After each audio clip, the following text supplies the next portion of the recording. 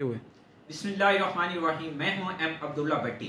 आज के इस व्लॉग के अंदर जो बानी पीटीआई के खिलाफ एक तीसरी मरतबा 190 मिलियन पाउंड केस का फैसला ताखीर का शिकार हुआ है, उसकी वजूहत क्या हैं? क्या जो वो हुकूमत के साथ मुज़ाकरात चल रहे हैं, क्या उसकी वो एक वजह हो सकती है, या फिर एक और जो खबर इस वक्त मीडिया के अंदर गर्दिश कर रही है कि बुशरा बीबी के साथ भी एक मुज़ाकरात हो रहे हैं जो आम इदारों की जानिब से किए जा रहे हैं। और इस हवाले से जो जर्नलिस्ट हैं वो तारीख भी बता रहे हैं कि 26 दिसंबर एक मुलाकात हुई, उसके बाद फिर 31 दिसंबर को एक मुलाकात हुई, 1 जनवरी को एक मुलाकात हुई और 5 जनवरी को भी एक मुलाकात हुई। और इस मुलाकात के अंदर अकेली बुशरा बीबी शामिल नहीं थी। इसके साथ मुमकिन तौर पे पीटीआई के 2 से 3 अहम रहनुमा भी शामिल थे। क्या वो अली अमीन गंडापुर हो थे, ब्रिस्टर गौर थे, ब्रिस्टर सैफ थे। इस पूरी सिचुएशन को मद्देनजर रखते हुए और जो एक बार फिर फैसला ताखीर का शिकार हुआ है, क्योंकि जज ने ये खुद कहा है कि मैं फैसला लिख के लाया हूँ, मेरे साइन उसके ऊपर मौजूद है, उसके बावजूद ये फैसला क्यों नहीं सुनाया जा रहा। तो इस पूरी सिचुएशन के अंदर और इसके पीछे के जो मुहर्रिकात हैं वो जानने के लिए हमारे साथ मौजूद है सजातरीन साहब। इनसे जानने की कोशिश करते हैं कि इस पूरे फैसले की ताखीर को ये किस तरह से देखते हैं।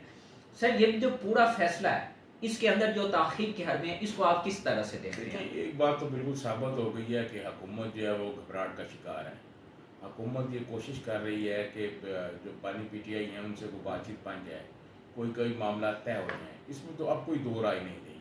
ये ऐसे कैसे मुमकिन है कि फैसला लिखा हुआ है, वो जेल में, अदालत जेल में, और वहाँ से कैदी नंबर 860 को लाया नहीं गया। इस पर तो सुप्रीटेंडेंट जेल को जो है वो मतलब मुअत्तल कर देना चाहिए था, गिरफ्तार कर देना चाहिए था कि भाई वो क्यों नहीं क्या लेके कानूनी आया। तौर पे ये जी, सुप्रीटेंडेंट के खिलाफ हो अदालत सकती है बिल्कुल कार्रवाई? अदालत कर सकती है, उस मुतलका इंतज़ामिया के खिलाफ कर सकती है कि उसको क्यों नहीं पेश किया गया। तो इस तरह मतलब दे देना प्यार मोहब्बत से कि जी वो एक मामू की अदालत है कि लेकिन सर जनाब जब जब मर्जी आए और वो कर दें। असल में इमरान खान साहब जो हैं वो एक खौफ की अलामत बन चुके हैं, और वो खौफ जो है वो हुक्मरानों के सीनों में बैठा हुआ अ- है। और उस खौफ की वजह से ये हुक्मरान जो हैं वो कोशिश कर रहे हैं कि कोई मामला तय कर लें। लेकिन मैं आपको एक बताऊं, अब्दुल्ला भट्टी साहब, मुझे नहीं लगता कि इसमें इनको कामयाबी मिलेगी। अच्छा, आपको क्या लगता है कि ये जो मुज़ाकरात हुकूमत वाले हैं, बुशरा बीबी वाले साइड पे, चूंकि उसके अंदर तो हुकूमत कह रही है हमें कुछ पता ही नहीं है, और वो कोई उस तरह से ना हुकूमत के लोग जब शामिल नहीं है, बट जो दूसरी जानिब फ्रंट फुट पे जो मुज़ाकरात हुकूमत के साथ हो रहे हैं, आपको क्या लगता है उसमें हुकूमत की संजीदगी आपको कितने परसेंट नज़र आती है? देखिए, मैं आपको अर्ज़ करूँ, और जो हुकूमत की जानिब से जो लोग मुज़ाकरात कर रहे हैं उनको भी पता है कि उनके अख्तियार में कुछ नहीं, ठीक है? और पीटीआई वाले भी जो उनके साथ मुज़ाकरात में बैठे हैं उनको भी पता है कि इनके अख्तियार में कुछ नहीं। और ये जो बुशरा बीबी वाले आपने मुज़ाकरात का ज़िक्र किया, इनकी भी कोई अहमियत नहीं है। एक तीसरी जगह पे कहीं मुज़ाकरात हो रहे हैं कुछ और लोगों के दरमियान, वो सर, मामला उसमें वहाँ पीटीआई के मामला क्या एक कैटेगरी के लोग शामिल हैं जिनके साथ मुज़ाकरात हो रहे हैं? वो सिर्फ उसमें फ़र्द वाहिद ही है। तो उसमें मामलात जो है ना तय नहीं हो पा रहे। रात गए तक जो है वहाँ मुज़ाकरात होते रहे, और अगर वो मामला तय हो जाता तो आज फ़ैसला आ जाता। अब देखिए, हुकूमत कह रही है और जनाब अपोज़िशन के लोग भी कह रहे हैं पीटीआई जी अफ़वाहें ना फैलाएँ। अफ़वाहें तो खुद होंगी कि जज कहता है फ़ैसला तैयार है और दस्तखत खुद किए कह रहा हुए है कि हैं, मैंने और साइन खुद की कह हुई रहे है। हैं, और मैं जनाब इसको जारी नहीं कर रहा। भाई क्यों जारी नहीं कर रहे? आप उसी वक़्त आज 15 मिनट का नोटिस करें सुप्रीटेंडेंट जेल को, उसको कहेंगे इसको 15 मिनट में पेश करो यहाँ।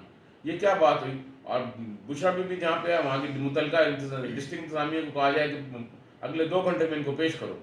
2 घंटे के लिए आप अदालत मुलतवी कर दें, ये कौन सी बात है? सुप्रीम कोर्ट मुलतवी होती रही है। सर, रात को तो अदालतें वो केस बानी जी हाँ, पीटीआई का, जी हाँ। इमरान खान का, रात को केस चलते रहे तो हैं। मैं आपको अर्ज़ करूँ कि ये कुछ मामलात तय किए जा रहे हैं लेकिन हो नहीं पा रहे हैं, जिसकी वजह से ये तारीख पे और तारीख आ फैसल रही है। वाडा भी एक बात कर रहा है कि पीर से पाकिस्तान के लिए अच्छा होने जा रहा है कुछ, और बानी पीटीआई के लिए सरप्राइज है। लेकिन साथ वो ये भी कह रहे हैं कि ये जो 190 मिलियन पाउंड केस है ये ओपन एंड शट केस है, और बानी पीटीआई को इसमें सजा होगी 14 साल की मुमकिन तौर पे। तो इसके ये दो बयान, एक जाने कह रहा है अच्छा वक्त है, दूसरी जाने बानी पीटीआई को सजा होगी, तो ये दोनों कैसे लिंक अप हो सकते हैं देखिए, पाकिस्तान के लिए? अब्दुल्ला भट्टी साहब, मैं आपको अर्ज़ करूँ, आप जो हैं बड़े नौजवान दानिशवर हैं।